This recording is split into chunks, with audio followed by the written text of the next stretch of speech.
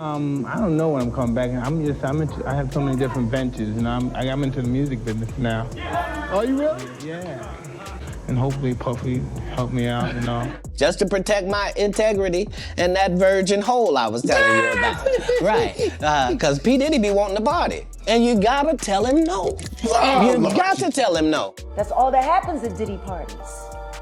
Money and It feels like the drama surrounding Diddy just keeps ramping up by the day, doesn't it? I mean, from the recent lawsuit bombshell to the raids on his homes, it's like a never-ending roller coaster of shocking allegations and disturbing revelations. And just when you think it can't get any crazier, now we've got the legendary Mike Tyson supposedly jumping on board this wild train. Word on the street is that Tyson's got some serious dirt on Diddy, and it isn't pretty. We're talking allegations of A, some of which are rumored to be pretty dark and downright disgusting. It's the kind of stuff that makes you question just how deep this rabbit hole goes, you know? So if you're planning on following this saga, you might want to grab a big old bucket of popcorn because it's shaping up to be one heck of a ride. Now, it's hard not to notice that none of Diddy's celebrity pals have really stepped up to bat for him since this whole mess started with the Cassie lawsuit, right? It's kind of making Diddy look even worse, honestly. I mean, if your so-called friends aren't jumping in to defend you, what does that say? It's like, are they staying silent because they know there's some truth to the allegations? Or are they just trying to keep their own hands clean and avoid getting dragged into the drama?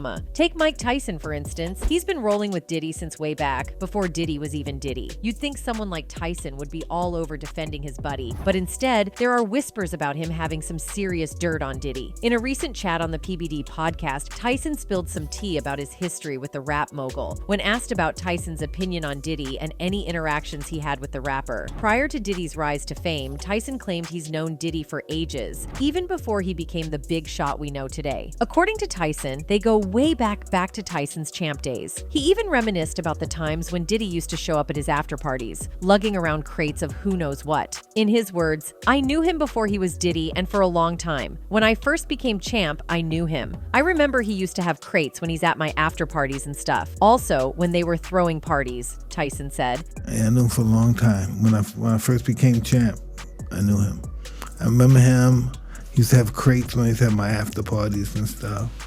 Also when they were throwing parties. Now, this is where things start to get real interesting. I mean, Tyson's been around the block a few times, right? So folks are starting to wonder if he's witnessed some wild stuff going down at those legendary Diddy parties. You know, the kind of stuff that's definitely not suitable for family viewing. And let's be real, there have been rumors floating around for ages about the sheer craziness that goes on at a Diddy bash. People whispering about all sorts of wild antics, from scandalous behavior to some seriously eyebrow-raising stuff. Even Cat Williams has had his say, warning folks to steer clear of Diddy's parties, because they're never just your run-of-the-mill gatherings. Because P. Diddy be wanting to party. And you gotta tell him no. You got to tell him no. I did. But Tyson's not the only boxer who's had a taste of the Diddy party scene. Enter multi-champion boxer Eric Kelly, who found himself on the guest list for one of Diddy's infamous shindigs. Eric's invitation led him to a pajama party, and let's just say he missed the memo on the dress code. Picture this, Eric showing up in a sharp suit while Diddy's chilling in his PJs. Eric said, "I arrived in my suit and sat on a white ostrich leather couch waiting for Diddy. Then he walked out in his pajamas and we watched a Celtics Heat game together." At the time, people were wondering why grown men were throwing pajama parties for each other. Well, with the recent lawsuit swirling around, things are starting to make a lot more sense. Also, Jaguar Wright spilled that Diddy often throws parties, inviting young men in the industry who are subjected to A in exchange for promises of money and fame. Jaguar highlighted a specific incident where a female lawyer stumbled upon a young artist performing explicit acts on Diddy in his office. when she walked in, the door wasn't locked, so she didn't think twice about just walking in. And when she walked in, she saw Christopher Williams performing fellatio on Puff. In her interview, Jaguar claimed that these parties also saw the participation of other male members of the Hollywood elite, engaging in various SCX activities. Diddy himself has openly admitted to introducing artists like Usher to the adult lifestyle when they were still minors. And who can forget when Diddy invited Fabulous to one of these parties? Fabulous later revealed that the all-male gathering was so charged with erotic energy that he had to make up an excuse about going to the bathroom just to escape. Seeing Jaguar Wright's revelations about Diddy unfold in in real time, has fans speculating that there might be truth to most, if not all of the accusations against Diddy. It's a disturbing narrative that adds another layer to the controversies surrounding him. And just when you think this drama couldn't get any juicier, there's talk of a recent audio leak that supposedly exposes what really goes on behind Diddy's closed doors. And guess who's allegedly involved? None other than Diddy and Meek Mill. So, in Lil Rod's lawsuit, he exposed Meek Mill and Usher as one of the people that often came to these freak-offs. Rodney didn't explicitly mention Meek Mill and Usher's names in the lawsuit like he did with everybody else, but he gave some descriptions that had very specific details that pretty much made everybody know who he was talking about. Like, he described Meek as a Philadelphia rapper who dated Nicki Minaj, and described Usher as a male R&B singer who performed at the Super Bowl and had a successful Vegas residency. Mr. Combs informed Mr. Jones that he had engaged in intercourse with rapper. 5, that's redacted. Look, 5, he's a rapper who dated Nicki Minaj. And then the next person, R&B singer. 6, redacted. Look, he performed at the Super Bowl and had a successful Vegas residency. Now, I'm sure you all know Meek is definitely a rapper from who dated Nicki from 2015 to 2017. Usher also just had a very successful Vegas residency, which reportedly grossed over $100 million, and he did in fact perform at the Super Bowl a couple weeks ago. Anyway, going back to Rodney's lawsuit, he claimed that he witnessed Usher and Diddy hooking up several times and making out with the girls that Young Miami and Justin would bring for him. Rodney recalled the time where they were partying on Diddy's yacht, and he saw both Meek and Usher messing with several girls. Now, when this news hit, Meek went into overdrive on social media, firing off tweets left and right in a frantic attempt to clear his name. But let's just say the online community wasn't exactly buying what he was selling. He also got into a huge Twitter feud with DJ Academics, who was only reporting on the news. Like, imagine attacking somebody who's just doing his job. One of his tweets said, "I'm from Philly. I don't do coke or freaky ass Molly. Nobody won't even offer me coke because I'm that heavy. No man or what would ever approach me about activity, and the whole place don't get flip. Woke up seeing this on every blog like they know I'm coming lol." Things quieted down for a bit, with folks realizing that Meek seemed to be on the edge of a mental breakdown, and nobody wanted to push him further. That is, until Diddy's ex-bodyguard dropped a bombshell, an audio clip allegedly featuring Meek and Diddy. The shockwaves were palpable. I mean, the voices on that recording, pretty darn close to Meek and Diddy. And the content? Let's just say it wasn't easy listening. Meek's screams, reportedly in serious distress, sent shivers down the spine of anyone who heard it. Trigger warning, this audio is very disturbing and very sensitive.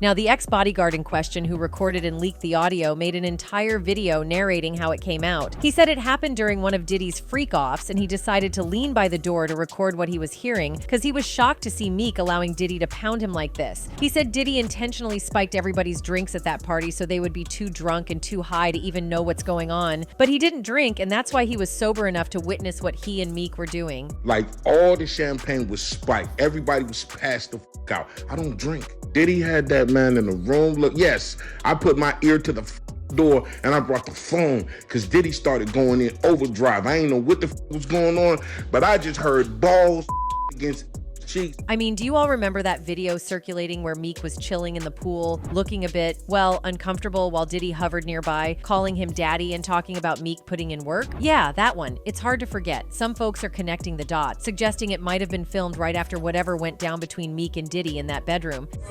Man, you doing it, man. You deserve it, daddy. You putting in that work. Proud of you. I love you. Yeah. And to make matters even worse, Meek was caught following a page on Twitter that exclusively posts videos of black men hounding each other. Maybe he was trying to learn some new positions for Diddy. Who knows? But as soon as people caught him, he immediately unfollowed the page. And if that's not enough to raise eyebrows, there's more. An old song of Meek's surfaced online recently, and the lyrics? Let's just say they paint a pretty vivid picture. In the track, Meek talks about chasing his Hollywood dreams. But there's this whole section where he seems to confess to getting involved with Diddy in some not-so-savory ways to make it big. And then he's asking for forgiveness for his actions. I hope they forgive me for what I did with Diddy. It's truly heartbreaking to see the situation unfold, and it's becoming increasingly apparent that Diddy has been taking advantage of Meek for a long time. It seems Meek felt compelled to endure whatever Diddy put him through, perhaps in the hope that it would somehow catapult his career to new heights. But as we can see, that plan clearly backfired. Meek's career has taken a serious hit. He's been dropped from his label. His latest album didn't meet expectations, and now he's facing isolation within the industry as other rappers distance themselves upon learning about his association with Diddy. It's a harsh reality check for Meek, and it's clear that his involvement with Diddy has had far-reaching consequences. Also, the recent lawsuit by Lil Rod really brings to light some serious accusations about Diddy, painting him in a pretty dark and not-so-great light. Among the laundry list of accusations is Diddy allegedly strong-arming Jones into arranging encounters with SEX workers and pressuring him into participating in some seriously unwanted bedroom activities, not just with these workers, but with others too. And if that's not enough to make your jaw hit the floor, Diddy supposedly served up spiked drinks to unsuspecting guests at his swanky parties. According to the lawsuit, there are even screenshots supposedly showing gatherings at Diddy's that included underage girls and more SEX workers. And some of these ladies allegedly had their drinks tampered with at Diddy's direction. This legal bombshell also called out some other names, like about Diddy's right-hand woman, Christina Coram, Universal Music Group CEO Sir Lucian Grange, and former Motown Records CEO Ethiopia Habtemariam. They're all caught up in this legal whirlwind. Jones says in the lawsuit that Grange, Habtemariam, Motown Records, Love Records, and Universal Music Group effectively worked together with Combs in a RICO enterprise that failed to adequately monitor, warn, or supervise the actions of Combs, his son, and his chief of staff. A RICO enterprise is any individuals or groups that act together to violate the Racketeer-Influenced and Corrupt Organizations Act. And Jones isn't just looking for a slap on the wrist here. He's aiming high, seeking a cool $30 million in damages. But an attorney for Combs is slamming Jones' claims as pure fiction, straight up calling them out as a cheap ploy to grab headlines. We have overwhelming, indisputable proof that his claims are complete lies. Our attempts to share this proof with Mr. Jones' attorney, Tyrone Blackburn, have been ignored, as Mr. Blackburn refuses to return our calls, the attorney, Sean Hawley, said in a statement. We will address these outlandish allegations in court and take all appropriate action against those who make them. Now, according to Jones' lawsuit, he claims that back in August 2022, Diddy himself reached out to him to produce some tunes for the R&B album, The Love Album, Off the Grid, which ended up snagging a Grammy nomination after its release in September 2023. But here's the kicker. Jones says his life took a nosedive after he agreed to work with Diddy. Jones alleges that Combs' SEX harassed and aided him while he lived with him at Combs' homes in Florida, Los Angeles, and New York, as well as on a yacht Combs rented in the U.S. Virgin Islands. The harassment in A included constant unsolicited and unauthorized groping and touching of his A, according to the lawsuit. Jones says he was forced to work in Combs' bathroom as Combs showered glass enclosure. When he tried to raise the alarm about Diddy's behavior to Christina Coram, Diddy's right-hand woman, Jones claims she brushed it off as just friendly horseplay,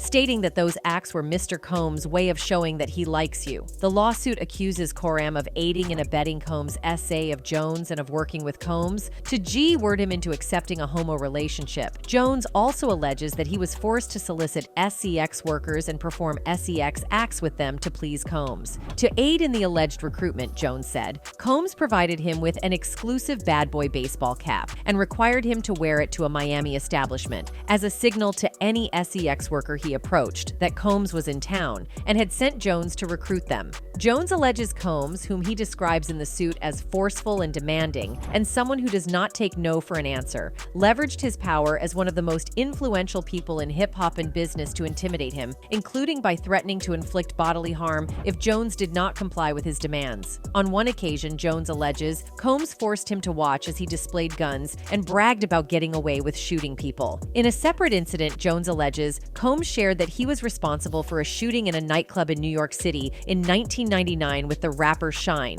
born Jamal Barrow. A jury acquitted Combs of gun possession and bribery charges in connection with that incident, while Barrow was sentenced to 10 years in jail. Jones was terrified of Combs and felt he could not tell him no, according to the suit. Mr. Combs consistently consistently made it clear that he has immense power in the music industry and with law enforcement, the lawsuit says. Jones says in the lawsuit that he has video and audio evidence to support some of the allegations. The lawsuit says that Combs required Jones to record him constantly, and that on several occasions, Combs took Jones's cell phone to record himself. As a result, Jones alleges he has hundreds of hours of video and audio records of Combs, his staff, and his guests engaging in serious illegal activity. Jones says in the suit that he believes Combs also him on February 2nd, 2023. He alleges he woke up dizzy and confused in bed with Combs and two SEX workers. In response to a request for comment, Jones's attorney, Tyrone Blackburn, used a Latin phrase, res ipsa loquitur, which loosely translates as, the thing speaks for itself, referring to the lawsuit. Jones says in the suit that he was under an implied work-for-hire agreement and was not compensated for the songs he produced on the Love album. As a result, the lawsuit says, Combs, Love Records, Motown Records, and Universal Music Group were all unjustly enriched at his expense. Guys, seriously, this lawsuit is off the charts. As we all know that before now, Diddy has been sued by 4 women who have accused him of SA. Cassie, whose legal name is Cassandra Ventura,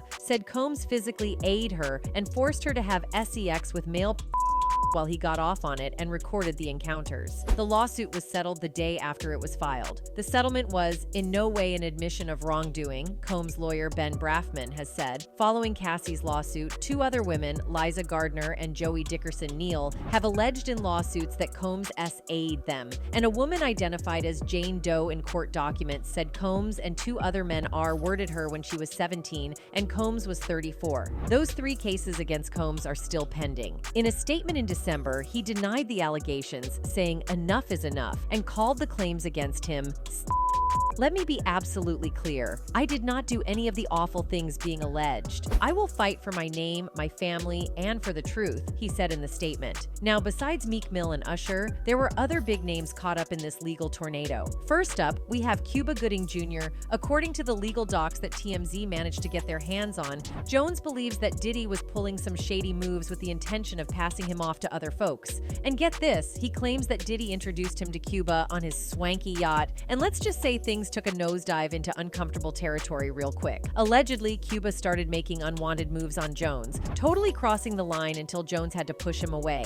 Jones even tossed in a pic of Cuba hugging him as supposed evidence. Mr. Combs had dominion and control over the actions of Cuba Gooding Jr. and failed to step in and stop Cuba Gooding Jr. from SAing Mr. Jones, the suit alleges. Then we've got Young Miami. Jones is dropping bombshells left and right, claiming he's got solid evidence of some seriously shady stuff going down. He alleges that Young Miami's cousin or assistant, whoever it may be, made unwanted advances towards him. According to Jones, things went down on Thanksgiving Day back in 2022 while he was chilling with Diddy, Young Miami, and her crew. Apparently, this cousin of Young Miami barged into the bathroom while Jones was doing his business, and things quickly escalated into some inappropriate touching. Jones tried to push her away, but it didn't end there. Allegedly, she then tried to get frisky right in front of Diddy and the gang. And that's not all. Jones claims Young Miami was among those getting paid by Diddy for some extra services. Fast forward to September 2022, and there's more drama unfolding at Chalice Recording Studio in LA. Jones alleges a friend of Diddy's son Justin got shot, and he was right there, just 2 feet away from the chaos. When Diddy and Justin emerged from the restroom, Jones says he saw the guy suffering from gunshot wounds. But here's the kicker. Jones claims Diddy forced him to lie to the cops about the whole thing, spinning a tale about it being a drive-by. Now, Justin Combs and his legal team are firing back at these wild accusations with full force. According to a statement from his reps, Justin is flat out denying all of these absurd allegations, calling them nothing but a desperate attempt for a quick cash grab. They are all lies. This is a clear example of a desperate person taking desperate measures in hopes of a payday, the statement said. There will be legal consequences for all defamatory statements made about the Combs family. But the drama doesn't stop there. Stevie J, the Grammy-winning producer from Bad Boy Records, also finds himself smack dab in the middle of these allegations from Jones. According to Jones, Diddy used Stevie J's admiration as part of some G-word process, aiming to ease Jones' anxieties about his SEX preference. Allegedly, Diddy even showed Jones footage that he claimed was Stevie J getting cozy with another man, but it turns out those screenshots weren't exactly what they seemed. Adult Adult film star Knockout stepped up on Twitter, straight up saying, "It's me," throwing a wrench in the whole thing. And Stevie J isn't staying silent either. He's got his lawyer in the game, ready to handle this mess. Guys, it's really not looking good for Diddy, but I want to know what you guys think of all this mess. Write your thoughts in the comments below, and we'll catch you in the next video.